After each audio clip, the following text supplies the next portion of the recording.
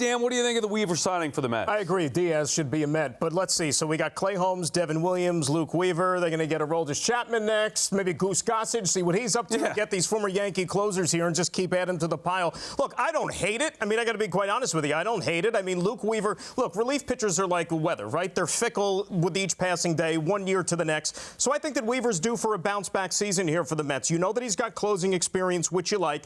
The concern that I have, if you could play like psychologist here a little bit, is what kind of an effect is this going to have on somebody like Devin Williams, who last year lost his closer spot in the Bronx and Luke Weaver took over. What if Devin Williams gets off to a slow start again this year and then, oh, by the way, there's that Luke Weaver guy again. You wonder what kind of mind games it plays with him. You just want him to settle in and pitch and do his job. But in terms of depth and for that bullpen, I like it a lot, actually. I love your comp about relievers and the weather. That's perfect. That's it what really they are. is. It's unbelievable.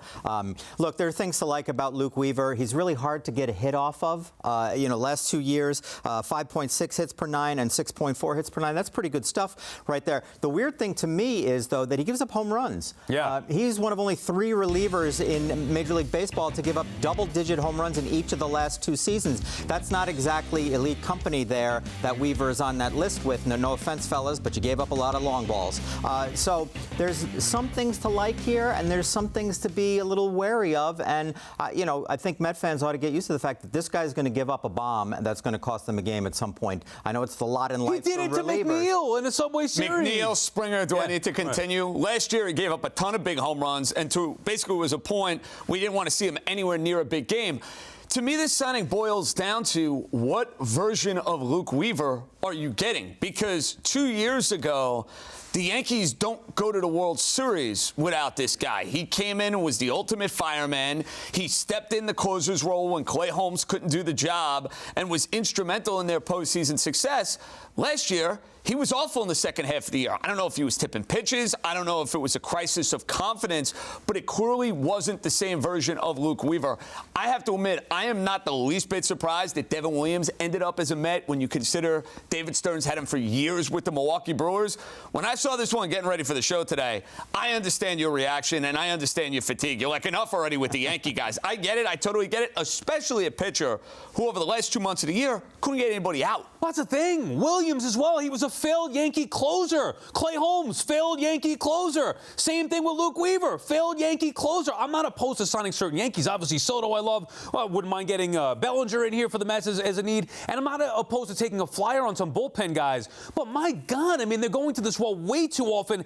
And not to mention, you paid more for both Williams and Weaver than you would have paid for Edwin Diaz. So those are reasons why I can't get behind it. What's next, though, Ann, for the Mets now moving ahead in free agency? Well, Sal, I've got my mind on right-handed power for them. They're lacking that because Pete's not on the roster anymore. I know this isn't a slam dunk super sexy name, but Eugenio Suarez is still out there. And is there a world in which he accepts a short-term deal, which seems to be a Stearns special in this winter, and that would be good. And he comes in, maybe you play him a little bit at first base a little bit because they are teaching infielders to play first in Mets land these days with Polanco. So he's played a handful of games there, I think 3 in his career. You give him a little time at first base, you give him a little time at third base, a little time as a right-handed DH. He hit 49 home runs last year, Sal. So the Mets need some big right-handed pop. He might be an answer. They need some pop, period. And you're not going to like this because I know your Yankee fatigue. I get it. But Bellinger, like you said, Bellinger, you might have, look, he checks a lot of boxes. The thing you like about Bellinger, well, a couple of things you like about Bellinger. Number one, the positional versatility, I think, is huge. David Stearns has talked about run prevention. That's something that the Mets need to improve here. Bellinger also, think about where he's played in his career. Los Angeles, Chicago, New York, big markets. You know that he can hit it here. And, guys, when you look at this Mets team on paper from the one that finished last year, a team last year, by the way, that wasn't good enough, you look at them on paper right now, they got a lot of holes in that lineup. I mean, that lineup, if they had a game tomorrow, it's not scaring anybody. Let's face it. Plus, Soto can use some protection in this lineup. Get me Cody Bellinger in here. Okay, I'm looking at right-handed power, too, and I'm looking at the trade market. 2 names. Byron Buxton, if the Minnesota Twins are willing to tango. Fernando Tatis Jr., if the Padres are willing to tango. I need right-handed power, need that balance with Juan Soto.